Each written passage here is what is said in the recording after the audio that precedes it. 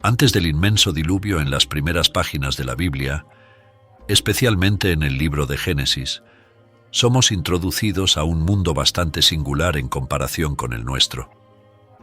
Era un período lleno de narrativas y mitologías, marcado por el amanecer de la humanidad, por vidas excepcionalmente largas, interacciones divinas destacadas y un vínculo especial con Dios y con la creación misma.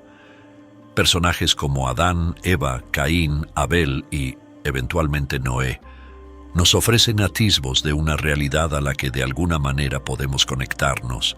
Varios elementos se entrelazan para desembocar en el diluvio. Un hecho curioso es que el primer gran evento que precedió al diluvio ocurrió antes incluso de la conformación del mundo, con el origen de los hijos de Dios. Un pasaje que nos intriga particularmente está en el libro de Job, cuando Dios recuerda un episodio anterior a la formación del planeta Tierra, en Job 38:4-7.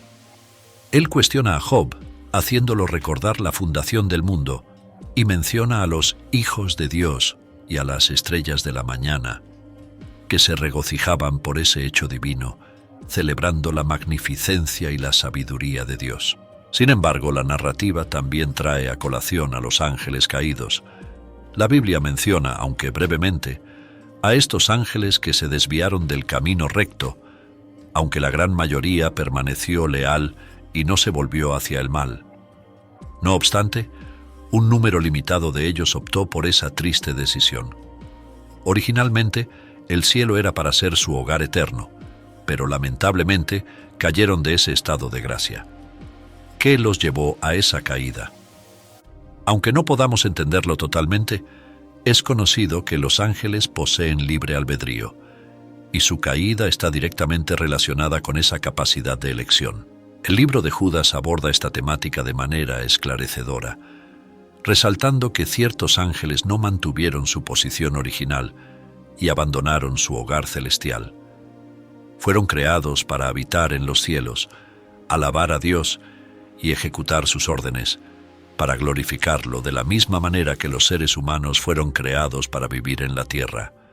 Sin embargo, estos ángeles dejaron su lugar de origen, su hogar en los cielos, lo que indica que se desviaron de su propósito inicial.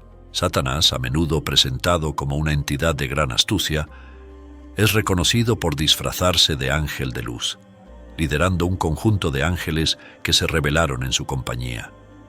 Esta vasta rebelión, como es referida por algunos, representa un hito, en el cual Satanás, junto con un segmento de las huestes celestiales, se levantó contra Dios y sus ángeles, con el propósito audaz de usurpar el dominio divino en el reino celestial. El maligno, en su ambición desmedida, orquestó un ataque contra su creador, pero fue vencido en ese enfrentamiento. Jesús mismo nos relata tal acontecimiento, enfatizando la gloria y la majestad que compartía con el Padre antes de la fundación del mundo, como está escrito en Juan 17:5. Él narra haber presenciado la caída de Satanás del cielo como un relámpago, deshaciendo la noción caricaturesca de una criatura rojiza, con cuernos y portando un tridente. De hecho, Satanás es una figura ancestral, poseedora de un considerable poder espiritual, que él utiliza para propósitos nefastos y egoístas. Pablo nos advierte que nuestra batalla no es contra lo tangible, sino contra entidades espirituales del mal, evidenciando la estructura organizada del imperio de Satanás, con distintos niveles de mando, establecidos en las regiones celestiales. Esta realidad, aunque sorprendente, está claramente señalada en la Biblia, indicando la existencia de un conflicto espiritual entre dos reinos diametralmente opuestos: el reino de Dios, bajo el mando del príncipe de paz, y el reino insurgente de Satanás, el príncipe de las tinieblas. Tras ser expulsado del cielo, Satanás y sus seguidores se unieron en un pacto de rebeldía, formando un reino contrario al de Dios. El primer ataque directo a la autoridad divina en la tierra fue perpetrado en el jardín del Edén, donde Satanás vio a la humanidad como una invasión en su dominio. Convencido de que necesitaba contrarrestar el plan divino de establecer su reino en la tierra, a través de los seres humanos, Satanás ideó una estrategia de seducción. En el Edén, escenario del encuentro entre Dios y el hombre, existía un árbol prohibido, el árbol del conocimiento del bien y del mal. Dios advirtió a Adán y Eva que no consumieran de su fruto, pero fue en esta prohibición donde Satanás vio una oportunidad. Empleando a la serpiente como su vehículo, se acercó a Eva con astucia, utilizando tácticas refinadas para inducirla al error. Primero, instigó la duda. ¿Realmente dijo Dios? Luego relativizó las consecuencias de la desobediencia, insinuando que la muerte anunciada por Dios no se materializaría. Ciertamente no moriréis. Génesis 3:4. La última y más astuta estrategia empleada por Satanás contra Eva fue la tentación. Debido a su desobediencia, Adán y Eva decepcionaron profundamente a Dios, volviéndose incapaces de permanecer en el paraíso del jardín del Edén. Ya habían fallado al consumir el fruto prohibido, y la ingeniosa trampa de Satanás vino para agravar aún más su situación. Sin embargo, incluso frente a este escenario desolador, Dios anunció una promesa redentora en el Edén, asegurando que la descendencia de Eva aplastaría la cabeza de la serpiente, una clara alusión a la futura victoria sobre el engañador. Antes de expulsarlos del jardín, Dios hizo cuestión de demostrar su superioridad absoluta sobre Satanás. La triste historia de Caín y Abel, relatada en el capítulo 4 de Génesis, sirve como un espejo de las consecuencias del pecado de Adán y Eva, culminando en el primer homicidio de la humanidad. A pesar de haber sido expulsados del Edén, Dios no dejó de bendecir a Adán y Eva, quienes fueron agraciados con 2 hijos, Caín y Abel, fruto de la misericordia divina. Ambos crecieron conociendo las historias y las enseñanzas sobre Dios, conscientes de la importancia de presentar ofrendas al Creador. Sin embargo, la preferencia de Dios por la ofrenda de Abel, en detrimento de la de Caín, encendió un fuego de envidia y resentimiento en Caín. Ignorando la advertencia divina de dominar el pecado que lo rondaba, Caín sucumbió a su ira, llevándolo a atraer y asesinar a su hermano. Tras el crimen, negó su responsabilidad con la indiferente interrogante: ¿soy yo el guardián de mi hermano? Temiendo que otros vinieran a matarlo por su atrocidad, Dios concedió a Caín una marca de protección, advirtiendo que cualquiera que osara vengarse sufriría un castigo severo. Así, Caín fue condenado a una existencia nómada, alejado de su hogar y de su familia. Tras su castigo se estableció en la tierra de Nod, al este del Edén, donde fundó una ciudad que nombró en honor a su hijo Enoc. La descendencia de Caín dio origen a individuos destacados, como Jabal, pionero de los pastores y nómadas, Jubal, ancestro de los músicos, y Tubal-Caín, un maestro artesano en metales.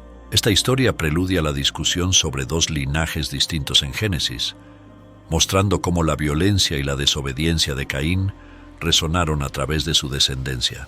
La maldad se proliferó rápidamente, manchando el diseño divino ya en los primeros capítulos de la creación con actos de violencia y distorsiones del ideal matrimonial. La poligamia, otra transgresión grave, también emergió de esta descendencia. Por otro lado, Dios estableció un nuevo linaje a través de Set, otorgado a Eva en reemplazo de Abel. Set mantuvo viva la tradición devocional de su hermano Abel, y a partir de él, un renovado llamado al Señor resonó entre la gente, evidenciando la diferencia entre la adoración egoísta de Caín y la genuina adoración a Dios practicada por Abel y Set, como se menciona en Judas 11. La advertencia: ay de ellos, porque siguieron el camino de Caín, se lanzaron ávidamente al error de Balaam por causa de una ganancia y perecieron en la rebelión de Coré, sirve como un recordatorio contundente de las consecuencias de decisiones erróneas, resaltando la esencialidad de la rectitud y la honestidad en nuestras conductas. Por lo tanto, cuando la ocasión demandó un individuo de confianza, Dios eligió a Noé, heredero directo de Set, evidenciando la continuidad de un linaje comprometido con la integridad. Caín, a pesar de sus errores, y sus descendientes fueron pioneros, introduciendo innovaciones y metodologías inéditas. Sin embargo, esta línea también se conoció por los conflictos y la violencia, una tendencia que se agravó con el tiempo. simbolizando la eterna lucha entre nuestro potencial para logros significativos y nuestra inclinación hacia el error. En los siglos posteriores a Adán, la Tierra no solo vio un aumento poblacional, sino también una acumulación de pecados, con las relaciones humanas frecuentemente marcadas por injusticias y violencia. En ese periodo, las personas disfrutaban de longevidades impresionantes, reflejando una época en que la conexión con los orígenes aún era intensa y el mundo nuevo y prístino. Además de Caín y Abel, Adán y Eva tuvieron más hijos, cuyo crecimiento señaló los albores de la civilización. Después de que Set nació, Adán vivió 800 años y tuvo otros hijos e hijas. Génesis 5:4. Estos descendientes, a su vez, formaron sus propias familias, propiciando el aumento demográfico. Entre ellos, Set se destaca por dar origen a una línea de figuras notables como Enoc, Matusalén y Noé. Adán, el patriarca, tuvo una larga vida de 930 años, Génesis 5:5, una era en la que la extraordinaria longevidad era común. Las generaciones que siguieron perpetuaron el legado de sus ancestros, transmitiendo conocimientos fundamentales para la supervivencia y el desarrollo humano, como la agricultura, la ganadería y la espiritualidad. A pesar de sus largas vidas y de la sabiduría acumulada, esta línea no estuvo exenta de los desafíos humanos comunes, incluyendo emociones intensas y conflictos. Enoc se destaca en este contexto, como se describe en el capítulo 5 de Génesis. Su vida, aunque más corta en comparación con la de sus predecesores, estuvo marcada por una profunda comunión con Dios, tanto que Enoc caminó con Dios y no se le vio más, porque Dios lo tomó para sí. Génesis 5:24. La historia de Enoc es un faro en la secuencia de genealogías, destacándose no por la cantidad de años vividos, sino por la calidad de su fe y relación con lo divino, ofreciendo inspiración y renovando la esperanza en la trayectoria humana. La narrativa bíblica nos cuenta la historia de Enoc, un hombre que vivía en plena sintonía con lo divino. Se dice que caminaba lado a lado con Dios y en un momento único fue arrebatado directamente al cielo, sin pasar por el portal de la muerte, tal como lo conocemos. Este pasaje es breve pero cargado de significado, revelándonos que su existencia en armonía con lo sagrado lo transformó. Enoc se convierte en un ejemplo a seguir, un faro para muchos a lo largo del tiempo, mostrándonos la importancia de dedicar nuestra vida a un espectador supremo, el propio Dios. De forma discreta, nos motiva a buscar una conexión verdadera y profunda con nuestro Creador, sabiendo que al entregarnos a esta búsqueda, nos abrimos para experimentar lo divino de manera completamente renovada. En Génesis 5:24, según la Nueva Versión Internacional, está registrado: Enoc caminaba con Dios y desapareció, porque Dios se lo llevó. Este episodio marca el primer arrebatamiento descrito en las Escrituras, donde Enoc fue elevado, posiblemente por la profundidad de su conexión espiritual, siendo envuelto y transportado por la presencia celestial. Hebreos menciona a individuos de los cuales el mundo no era digno. Aunque la vida de Enoc es admirable, su época estaba lejos de ser pacífica. Las personas gozaban de longevidad, pero no siempre de calidad de vida. Tenían tiempo de sobra para perfeccionar habilidades, construir y explorar el mundo, pero también para cometer errores, desviarse de los caminos divinos y endurecer sus corazones, culminando en una sociedad corrompida y distante de sus raíces sagradas. Con el paso del tiempo y el aumento de la población, tribus y linajes se multiplicaron. Gradualmente, surgieron clanes, cada uno proveniente de uno de los patriarcas ancestrales, extendiéndose por el mundo y fundando nuevas comunidades. La diversificación poblacional trajo la necesidad de diferentes funciones y oficios. Las personas no podían limitarse a la ganadería y la agricultura. Era esencial explorar nuevas actividades. Ya en tiempos de Caín, notamos esta diferenciación. Él se dedicaba al cultivo de la tierra, según se describe en Génesis 4:2, mientras que su hermano Abel era pastor de ovejas. Este momento señala el inicio de la definición de roles sociales basados en aptitudes y necesidades individuales. La evolución continuó con Tubal-Caín, un descendiente de Caín que se destacó como maestro de todos los artífices en bronce y hierro, según Génesis 4:22, marcando el surgimiento de oficios más especializados, como la metalurgia. De igual manera, la música comenzó a florecer. Jubal, también descendiente de Caín, es reconocido como el antepasado de todos los músicos de arpa y flauta, según Génesis 4:21. Estas diversificaciones de roles contribuyeron a una sociedad más compleja y estructurada, estableciendo las bases para el avance de las civilizaciones. Aunque el desarrollo de nuevas habilidades y profesiones marcó un avance significativo, los tiempos que precedieron al Gran Diluvio estaban lejos de ser ideales o felices. Las Escrituras Sagradas nos cuentan que el Creador observó con tristeza la creciente maldad entre los hombres, notando que los deseos y pensamientos humanos se inclinaban constantemente hacia el mal. Este período de expansión y diversificación humana, donde se formaron clanes y se plantaron las primeras semillas de la civilización, también estuvo marcado por una profunda decadencia moral. En este escenario, la figura que reclama el liderazgo de las sombras, conocido como Satanás, convocó a sus fuerzas oscuras con el objetivo de penetrar y corromper la línea humana, aquella que eventualmente daría origen al Mesías. La narrativa bíblica relata que a medida que la población humana crecía y nacían hijas a los hombres, seres denominados hijos de Dios, identificados por algunos como ángeles según el libro de Job, fueron atraídos por la belleza de las mujeres terrenales, eligiéndolas para sí. Entre los ángeles, mientras la mayoría permanecía leal a lo divino, una parte se rebeló y fue expulsada, convirtiéndose así en los ángeles caídos bajo el mando de Satanás.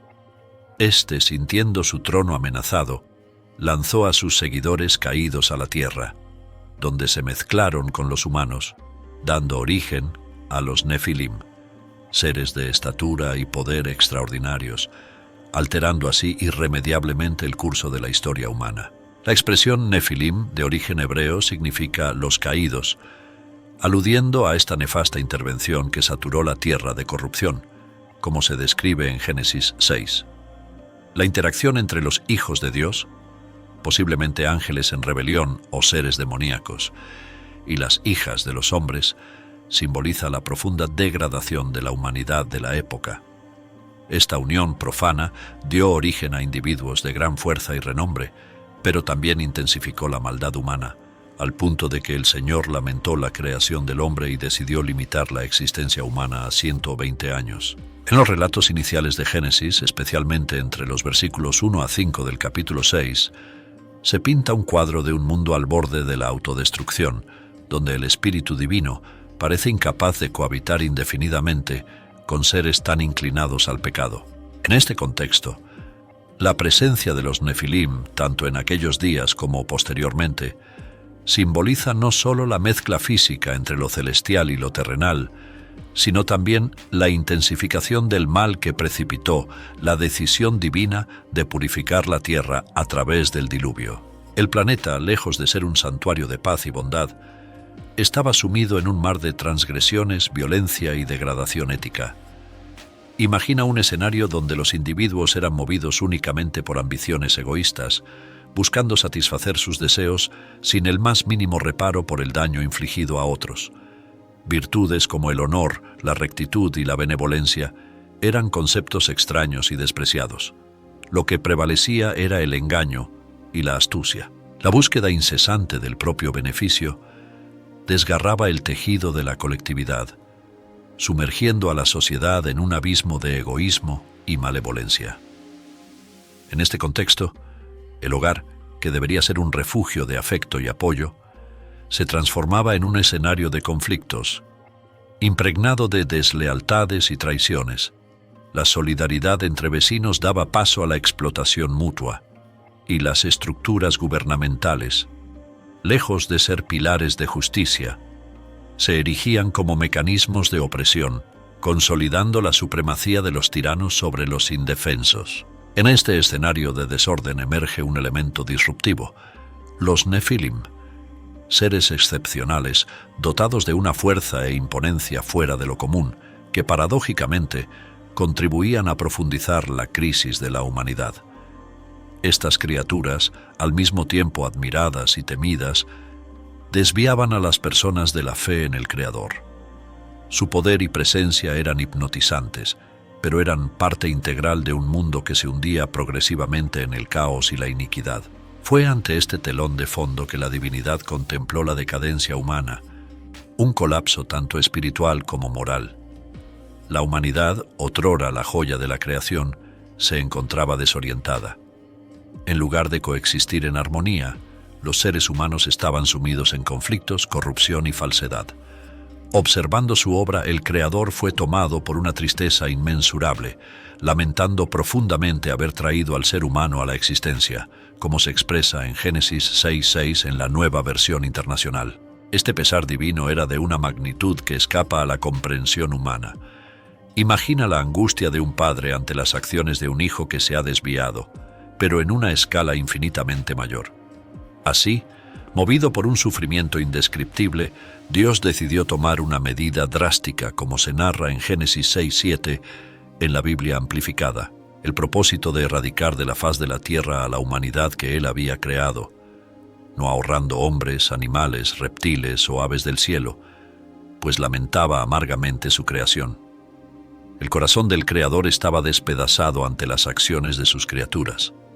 Percibiendo que la única solución para un mundo en ruinas era una intervención radical. En medio de un periodo turbulento y oscuro en la historia de la humanidad, la figura de Noé surge como un faro de luz y esperanza. Según las Sagradas Escrituras, en Génesis 6:8, en la versión amplificada de la Biblia, fue Noé quien encontró favor y gracia ante los ojos del Señor, destacándose como un pilar de justicia en un mundo que se hundía en su propia iniquidad. No era solo un hombre justo. Noé también vivía en constante e íntima comunión con lo divino, como se relata en Génesis 6:9, también en la versión amplificada. Su rectitud no era una luz aislada.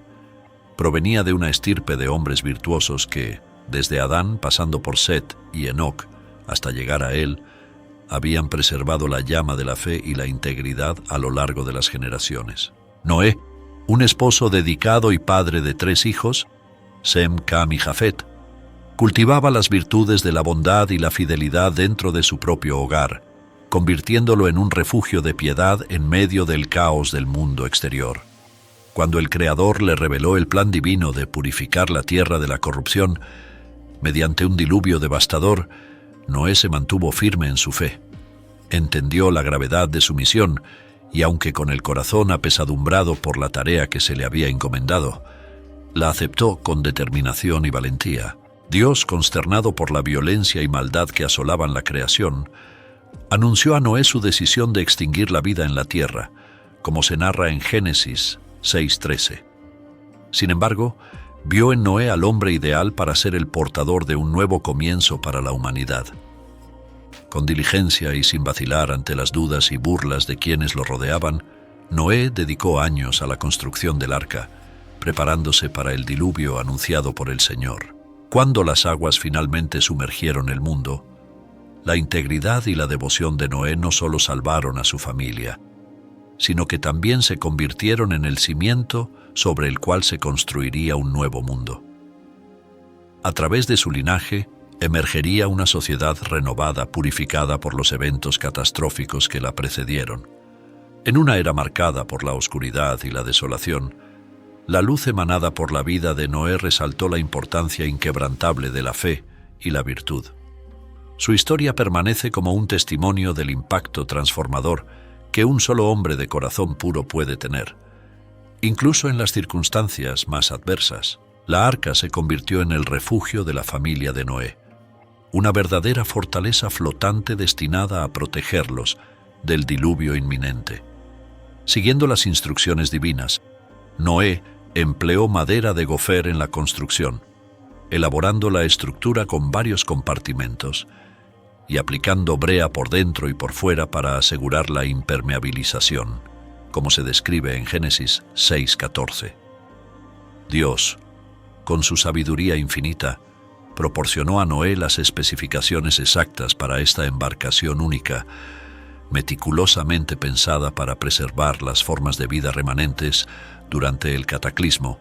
Génesis 6:14-16. Las dimensiones impresionantes del arca, 300 codos de largo, 50 de ancho y 30 de alto, equivalentes a unos 137 metros de largo, 23 de ancho y 14 de alto en términos contemporáneos, revelan la magnitud del proyecto. La estructura sería aún más compleja, conteniendo una puerta y una ventana, además de estar dividida en varios niveles, como se detalla en Génesis 6:15. La construcción del arca fue una tarea hercúlea que puso a prueba la perseverancia y la fe de Noé. Mientras se dedicaba a este proyecto monumental, muchos a su alrededor se burlaban de sus esfuerzos, incapaces de comprender la gravedad de la situación.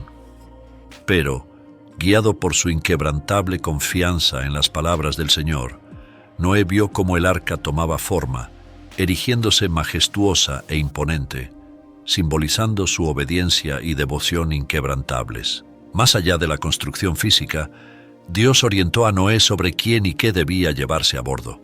Él y su familia, su esposa, sus hijos Sem, Cam y Jafet, y las esposas de estos, debían embarcarse en el arca. También se le ordenó que reuniera un par de cada ser vivo, macho y hembra, para mantener la continuidad de las especies, y 7 pares de los animales considerados puros y de las aves, asegurando así la preservación y la diversidad de la vida tras el diluvio. Génesis 7:2-3. Noé, con su característica diligencia, cumplió todas estas instrucciones meticulosamente, como se narra en Génesis 6:22. De esta manera, el arca simbolizaba no solo la salvación física de la familia de Noé y de las especies animales, sino también la preservación de los principios de obediencia, fe y esperanza en un futuro restaurado, aspectos fundamentales que serían la base para la reconstrucción del mundo postdiluvio. Dejaremos 3 videos apareciendo en la pantalla. Elige uno y continúa tu viaje hacia más descubrimientos fascinantes sobre la Biblia. Hasta el próximo video y que Dios te bendiga.